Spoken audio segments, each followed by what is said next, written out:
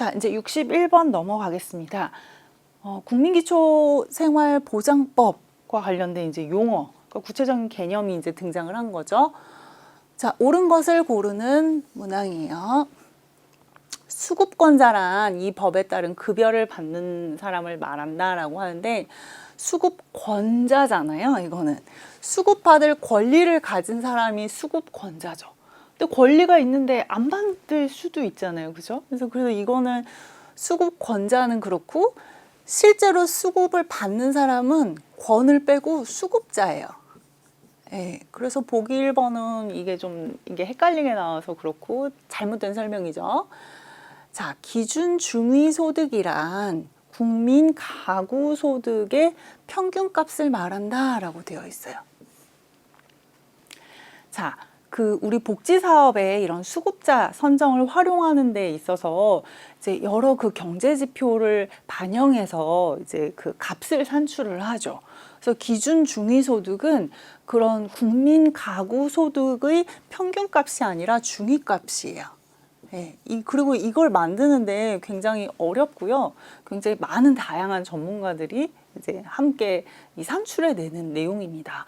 우리나라에서는 중앙생활보장위원회의 심의와 의결을 거쳐서 매해 고시되고 있는 내용인 거죠.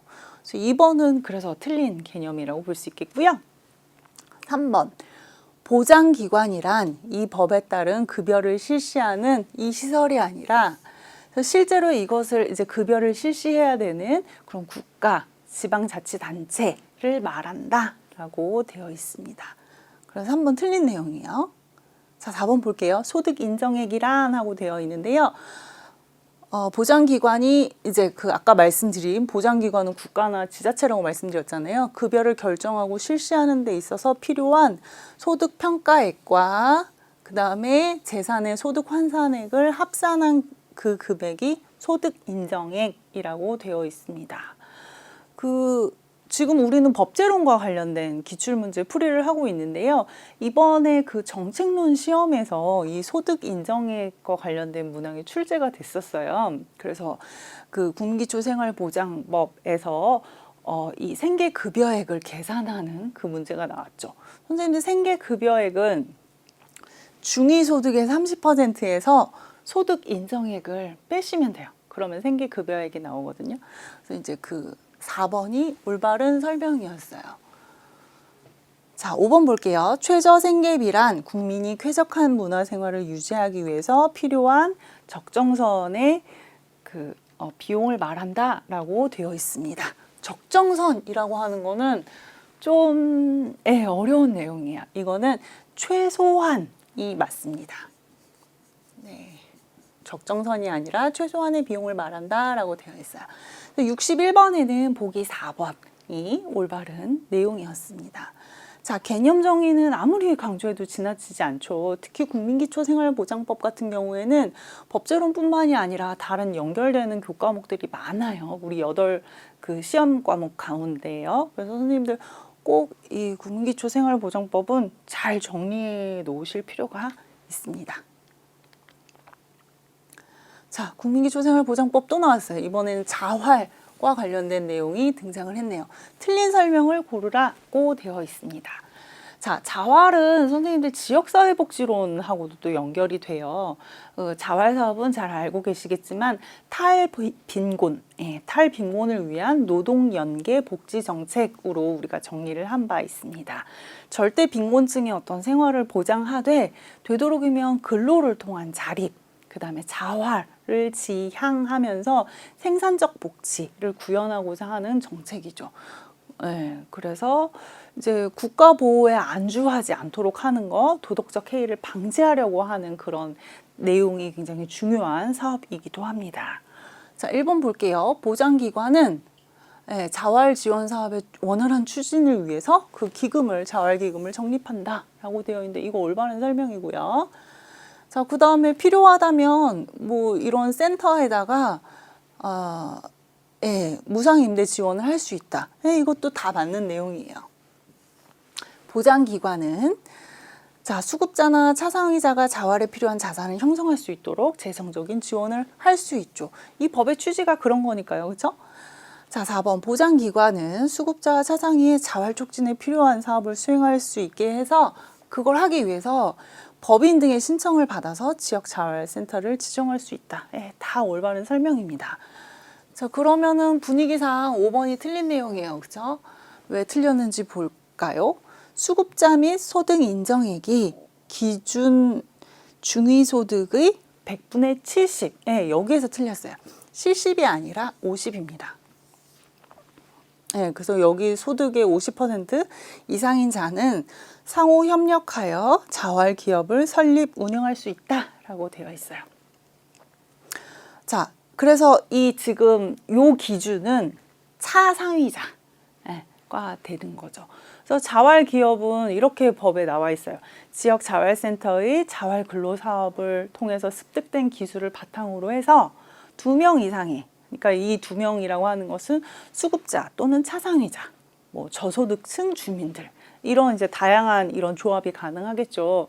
그래서 이 2명 이상의 사람들이 상호 협력해서 생산자 협동조합이라든가 뭐 아니면 공동사업자라든가 이런 형태로 해서 탈빈곤, 이런 탈빈곤을 위한 자활 사업을 운영하는 것, 이걸 바로 자활 기업이라고 우리가 이야기를 하죠. 자활 기업에 대해서도 가끔씩 한문항이 이제 등장할 때가 있으니까 나온 김에 선생님들 한번 정리해 보시면 좋겠습니다. 자, 그 다음에 이제 긴급복지지원법이 나오고 있어요. 긴급복지지원법은 이거는 우리 1번에서 나왔는데 2005년도에 제정됐다라고 말씀드렸습니다. 그리고 제정은 이렇고요. 시행은 2006년부터 이제 된 내용인 거죠. 위기 상황에 처한 사람에게 일시적으로 신속하게 지원하는 것을 기본 원칙으로 하고 있는 것이 바로 긴급복지지원법이라고 하겠습니다. 틀린 설명 고르는 것이었어요. 주거지가 불분명한 자도 긴급 지원 대상자가 될 수 있다. 네, 맞아요. 올바른 설명이에요. 그래서 이 사람의 거주지가 명확하다라고 한다면 지원 대상자의 그 거주지를 관할하는 쪽에서 하면 돼요. 그래서 이 사람이 어디에 살고 있다 그러면 그쪽 해당하는 시장, 군수, 구청장 이런 사람들이 지원 기관으로서 작용을 하면 되고요. 근데 이제 이런 경우가 있을 수 있잖아요. 불분명한 경우에. 이런 경우에는 지원 요청을 받은 곳 혹은 신고를 받은 곳 그쪽 지역의 시장, 군수, 구청장이 이 역할을 하면 돼요. 그래서 1번 내용은 올바른 설명이었고요. 2번 볼게요. 외국인은 할 수 없다 라고 되어 있어요. 외국인이 다 안 되는 게 아니라요. 그렇다고 외국인도 다 된다 이런 게 아니라 어떤 자격을 가진 외국인은 가능해요. 뭐 예를 들면 대한민국 국민과 혼인한 외국인, 혹은 혼인을 했었는데 이혼을 했거나 혹은 그 배우자가 사망해서 계속 한국에 살고 있는 그런 사람들, 혹은 대한민국 국적을 갖고 있는 직계 비존속을 돌보고 있는 사람, 뭐 이런 사람들 다 되고요. 난민법에 따라서 난민으로 인정된 사람 또한 긴급복지지원법에 이 법에서 지정되어 있는 내용을 받을 수 있는 그런 권리가 있습니다. 뭐 그거 말고도 보건복지부 장관이 이제 이 사람은 긴급한 지원이 필요하다라고 인정한 사람 같은 경우는 이 법의 혜택을 받을 수 있는 것이죠. 긴급복지지원법도 최근 들어서 계속해서 한 문항씩 나오고 있는 부분이니까요. 선생님들 좀 정리해 놓으실 필요가 있겠습니다. 자, 64번에는 기초연금법과 관련된 내용이 나왔어요. 선생님들 이 연금법도 한 문항씩은 보통 나오죠. 이번엔 숫자를 쓰라고 돼 있는데요. 어렵지는 않은 내용이에요. 이거는 이 정도 수준은 정리를 좀 하셔야 돼요. 자, 복지부 장관이 선정 기준액을 정할 때 65세 이상. 기초연금법은 노인들이어야 돼요. 기본적으로 인구학적 기준이 노인이어야 한다라고 하는 게 있고요. 근데 그 노인 중에서 다 주는 게 아니에요. 노인이면 무조건 다 주는 어떤 노인 수당과 관련된 그런 내용이 아니라 그 70%의 수준에서 이제 맞추고 있습니다. 그래서 100분의 70 수준이 되도록 하고 있다라고 하는 것이고요. 근데 이제 부부가 각각 다 이 수급권자 일 수 있잖아요. 그런 경우에 이렇게 두 사람이 다 받게 되면 1인 가구와 2인 가구에 이런 형평성 문제가 있을 수 있어요. 그래서 둘 다 수급권자인 경우에는 100분의 20만큼 각각 감액을 한 상태에서 이제 그 지원이 된다라고 선생님들 정리를 해볼 수 있겠습니다. 64번에는 70과 20 해가지고 3번으로 정리해 볼 수 있죠. 어렵지 않으니까 선생님들 이 정도 수준은 우리 꼭 기억해 놓기로 해요. 네, 65번입니다. 국민건강보험법이 등장을 했는데요. 요양급여에 해당하지 않는 것은 하고 되어 있어요.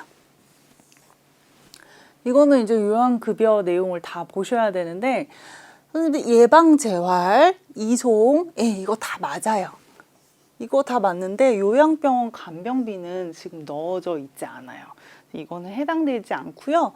근데 처치 수술 및 그 밖의 치료 되고요. 약제, 치료제급의 지급, 요거는 다 요양급여에 해당되는 내용들이에요. 요 부분은 65번은 이 요양병원 간병비 요거가 해당이 안 돼서 65번의 정답은 3번으로 좀 정리를 해볼 수 있겠습니다. 자, 이거는 이제 보험급여와 관련된 부분을 보면 좀 더 자세하게 설명이 나와 있어요. 자, 66번으로 넘어가겠습니다. 자, 산재가 나왔어요. 산재는 우리나라 그 4대 보험 중에서 가장 먼저 제정되고 시행된 내용인 거죠. 우리나라뿐만이 아니라 많은 국가에서 여러 4대 보험 중에서 제일 먼저 한 것은 산업재해 보상보험법입니다. 자, 틀린 내용을 볼게요.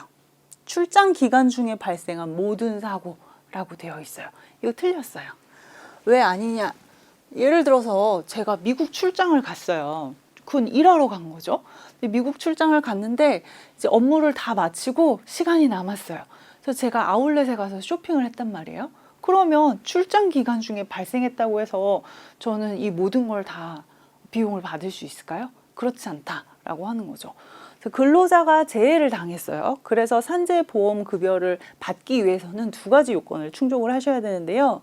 하나는 일단은 근로자를 고용한 사용주가 산재 가입자거나 아니면 산재보험 가입 대상자여야 된다라고 하는 거고,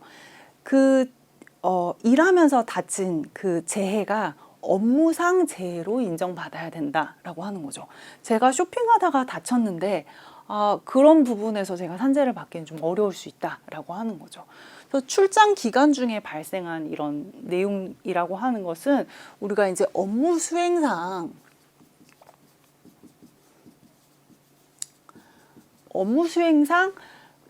이 문제가 생겼냐라고 하는 거예요. 그러니까 근로자가 업무를 수행하는 과정에서 재해가 발생했느냐라고 하는 것이고요. 두 번째는 업무 기인성이에요.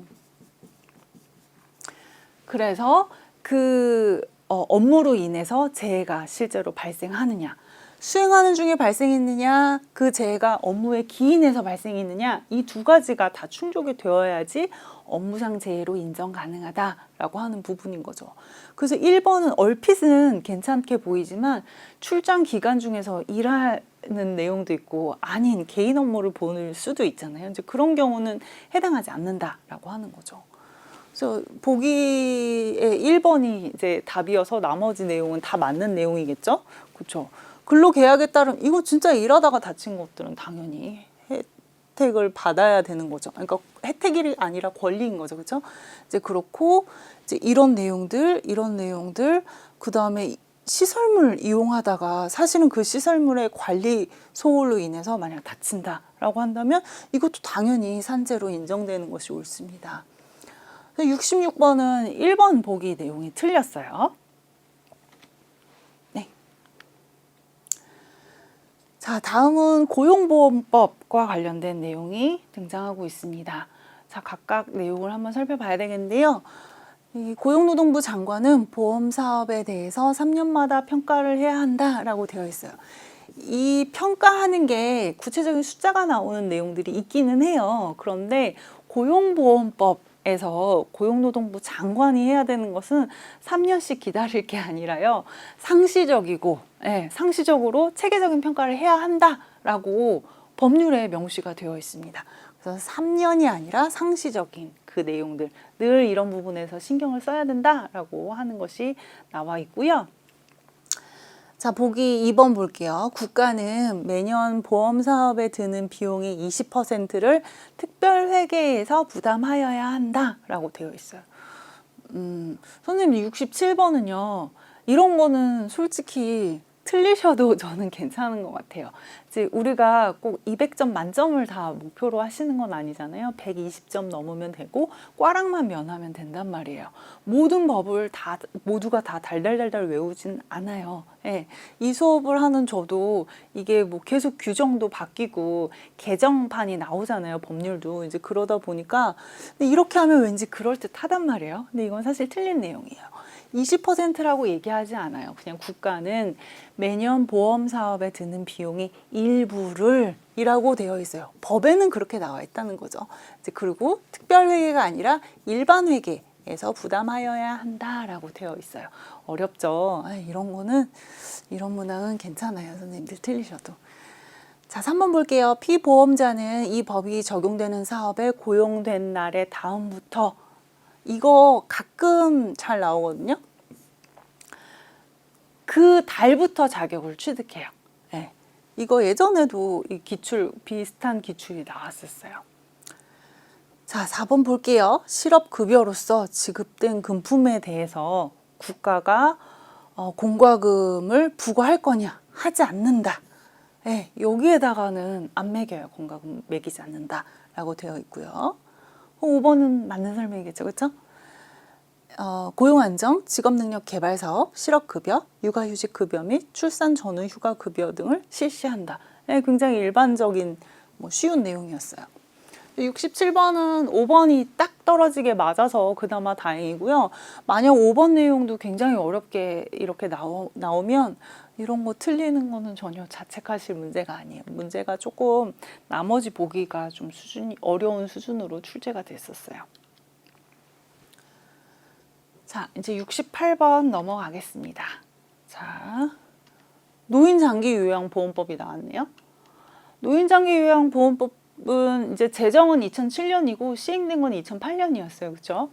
비교적 최신 내용이에요. 그래서 한국의 어떤 그 사회복지와 관련된 큰 변화 이야기할 때 2000년 이후에 나온 그 법들을 조금 더 자세히 보실 필요가 있는데요. 네, 그런 부분에서 노인장기요양보험법도 2000년 이후에 그런 최신 동향 중에 하나죠. 장기요양급여를 제공할 때 우리가 생각해야 되는 기본 원칙에 해당하는 걸 다 고르라는 거예요. 자, 기억 볼게요. 뭐 더 나빠지지 않도록 의료 서비스, 이거 당연한 내용이죠. 그쵸? 이왕이면 노인들의 자신의 그 의사와 능력에 따라서 자립적으로 하실 수 있도록 그런 방향으로서 장기요양급여가 제공되어야 한다. 듣기만 해도 굉장히 그럴듯한 내용들이에요. 그렇죠? 노인이 되도록이면 시설거주보다는 재가급여, 제가 하시는 걸 우선적으로 제공하는 거. 이거는 당연히 복지에서 계속 얘기하는 탈시설화랑 같은 맥락에서 우리가 하는 내용들이죠. 자, 리을, 노인을 둘러싼 여러 가지 안팎의 내용들을 다 종합적으로 고려해서 필요한 범위 내에서 적정하게 제공해야 한다. 네. 68번은 사실 이 법을 달달달달 외우지 않다 하더라도 분위기상 다 좀 일반적인 내용들, 그럴듯한 내용들로 구성이 되어 있었어요. 그래서 5번 선생님도 이건 어렵지 않게 고르시겠죠? 네, 그렇고요. 이번엔 아동복지법이 나왔네요. 아동복지법도 우리 맨 마지막 챕터에 나온 사회복지 그 사업과 관련된 다양한 내용 중에 하나인 거죠. 자, 들어갈 내용이 순서대로 옳은 것은 하고 되어 있어요. 국무총리 소속으로 뭘 두냐? 이거 선생님들 작년에 17회에서도 나왔어요. 아동정책조정위원회예요. 아동정책조정위원회 이거 아니고요. 네, 아동정책조정위원회 이거는 좀 외워놓으시면 좋을 것 같아요. 시도지사, 시장군수, 구청장 소속으로 뭘 둘 거냐라고 되어 있어요. 이거는 아동복지심의위원회를 둔다. 심의위원회여야 돼요. 예. 그러면 2, 4, 5번 중에 하나네요. 그렇죠? 자, 그 다음에 보건복지부 장관은 아동정책 기본 계획을 몇 년마다 수립해야 할 것이냐라고 되어 있는데요. 5년마다 수립을 해야 한다라고 되어 있습니다. 그리고 실태조사는 얼마나 한 번씩 할 거냐라고 했는데 이거 5년마다 조사해야 한다라고 되어 있어요. 그래서 69번의 정답은 5번입니다. 보통 기본 계획은 뭐 4년마다, 5년마다 숫자가 4 아니면 5 이렇게 둘 중에 하나죠. 이제 그렇고요. 그 실태조사 같은 경우는 이게 17회에서 이 실태조사 간격과 관련된 문항이 출제된 적이 있어서 제가 조금 정리를 해드리면 아동만 실태조사가 5년이에요. 아동만 5년이고 뭐 나머지 뭐 장애인이라든가 다문화 가족이라든가 한부모 가족이라든가 노인 실태 조사 있죠. 이런 것들은 조사 주기가 모두 다 3년 단위예요. 근데 아동만 5년으로 되어 있습니다. 이거 이해하기 쉬우시죠? 이거 외우실 수 있겠죠? 아동만 5년이고 나머지는 3년이에요. 자, 근데 헷갈리시면 안 되는 게 제가 지금 말씀드리는 거는 실태 조사와 관련된 게 아동이 5년인 거고 기본 계획하는 건 또 다른 내용이에요. 그렇죠? 그거 구분해서 보셔야 돼요. 실태 조사인 경우 나머지는 3년, 아동만 5년 이렇게 외워놓으시면 되겠습니다. 자, 70번 볼게요. 네. 장애인 복지법에 근거해서 설치 또는 설립하는 것이 아닌 것은 하고 되어 있어요. 이거는 결과 먼저 말씀드리면 발달장애인 지원센터가 이거에 해당 안 돼요. 이 발달장애인 지원센터는요, 발달장애인 권리 보장 및 지원에 관한 법이 따로 있어요. 거기에 근거해서 설립되어 있고요. 그래서 이 관련된 내용은 지금 2013년부터 지금 현재 이제 촬영일 기준으로 이제 지금까지는 보건복지부로부터 한국장애인개발원이 위탁 운영 중에 있습니다. 나머지 보기 4개, 장애인 거주시설, 한국장애인개발원, 장애인 권익 옹호기관, 이제 자립생활지원센터 요 내용들은 다 장애인복지법에 근거해서 설립하는 것이다 라고 되어 있습니다. 70번은 요 내용이 다른 내용이었어요.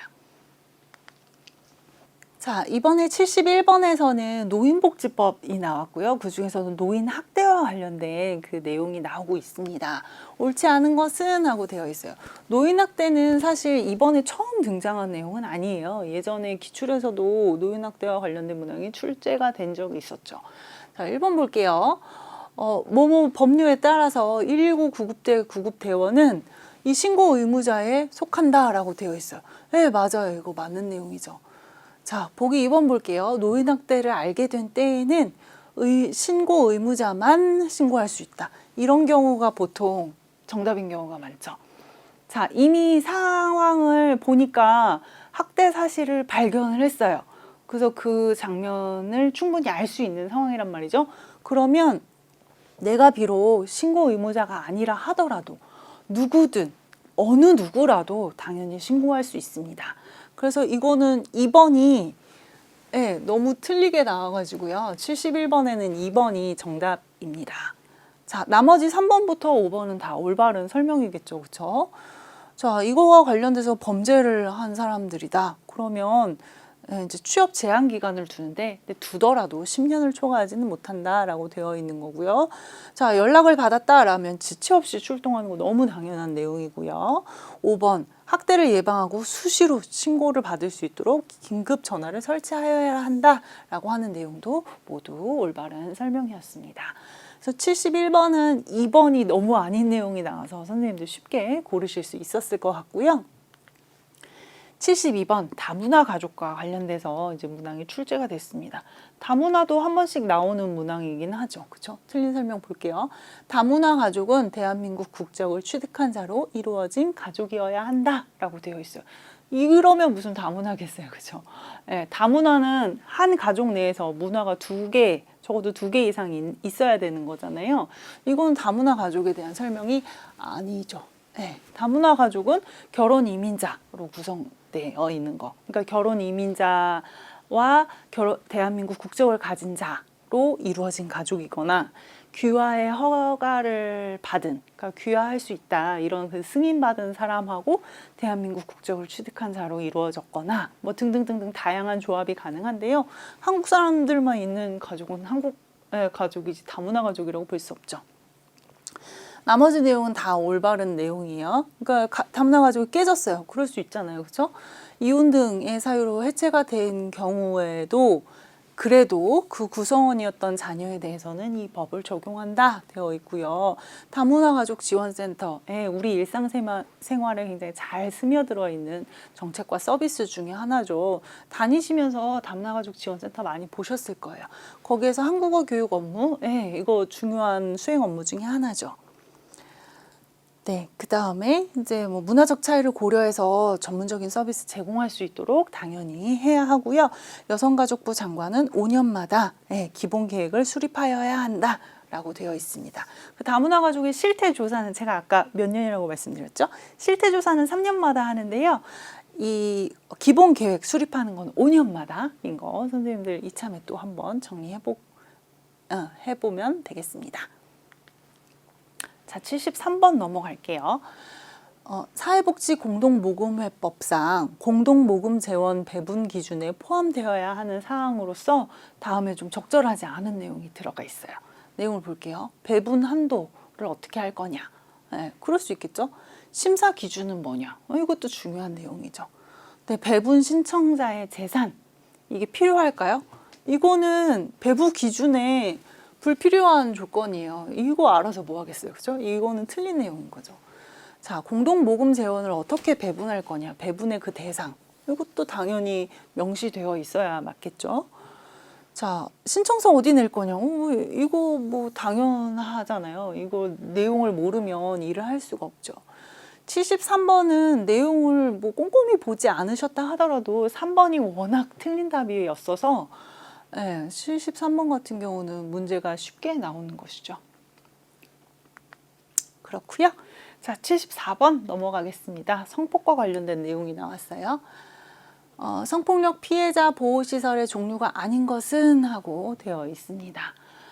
자, 이거는 법률에 그냥 다 나와 있는 내용이에요. 그래서 이거는 여기에서는 일반 보호시설 나와 있고요. 상담 지원 시설은 없어요, 여기. 근데 외국인 보호시설은 여기 법률에 다 쓰여 있고요. 특별 지원 보호시설 쓰여 있고요. 자립 지원을 할 수 있는 그런 공동생활시설과 관련된 것도 여기에 법률에 다 들어가 있습니다. 그래서 74번은 이 법에 굉장히 세부적인 내용이 출제가 됐어요. 그래서 74번은 좀 어렵게 느껴지실 수는 있는데 보호시설의 종류로는 아닌 거죠. 상담 지원은 이 내용이 아닌 거예요. 상담과 관련된 지원 시설. 상담 지원은 보호시설이 아니다라고 하는 거. 74번에는 2번이었고요. 자, 우리 법제론 마지막 문항이었습니다. 앞에 성폭이 나왔는데 이번에는 가폭과 관련돼서 문항이 출제됐었죠. 옳지 않은 것을 고르는 것이었습니다. 이 법에서 아동이란 18세 미만인 자를 말한다. 대부분의 이제 내용에서 아동은 18세 미만인 자로 되어 있죠. 국가인권회의 위원장은 3년마다 실태조사를 실시하여야 한다라고 되어 있습니다. 자, 제가 아까 뭐 실태조사 3년 막 하니까 이거 맞는 것 같아 이렇게 생각하실 수 있는데요. 이게 주어가 틀렸어요. 자, 이거는 국가인권회 위원장이 하는 게 아니라요. 여성가족부 장관이 하는 거예요. 여가부 장관이. 그래서 주어가 틀려서 틀렸고요. 나머지 볼게요. 외국어 서비스를 제공하는 그런 긴급 전화센터는 따로 설치 운영할 수 있어요. 이거 올바른 설명이고요. 지자체는 관련 상담소를 외국인, 장애인, 대상별로 특화해서 좀 비슷하잖아요. 그렇죠? 이거 맞는 내용입니다. 자, 그리고 상담을 할 때 그죠? 상담할 사람들을 훈련할 수 있는 그런 시설을 설치하고 운영할 수 있다. 뭐 당연히 할 수 있죠. 그래서 75번에는 2번이 틀렸어요. 대상이 틀려서 그렇습니다. 자, 그래서 저와 함께 사회복지 법제론 25문항에 대해서 살펴보았습니다. 처음에 말씀드렸다시피 올해 시험은 조금 더 까다롭게 출제가 되었었어요. 굉장히 범위 자체도 많은데 그 와중에 법률의 어떤 좀 세부적인 그런 내용들을 찾아서 문항들이 출제가 됐단 말이에요. 그래서 선생님들께서 조금 까다롭게 느껴지실 수 있다라고 하는 거 말씀드리고요. 그렇기 때문에 다른 교과목하고 연계되는 그런 법들 있죠. 그런 것들은 좀 더 꼼꼼히 살펴보시면 우리 법제론 과목에서도 도움이 되고 같은 시간을 투자했는데 다른 교과목에서도 그 득점할 수 있기 때문에 그런 부분들을 좀 우선적으로 공략하고 다음으로 법제론에서만 나오는 내용으로 좀 넘어가는 방법으로 선생님들 전략을 더 세우시면 좋을 것 같습니다. 자, 수고 많으셨습니다. 감사합니다.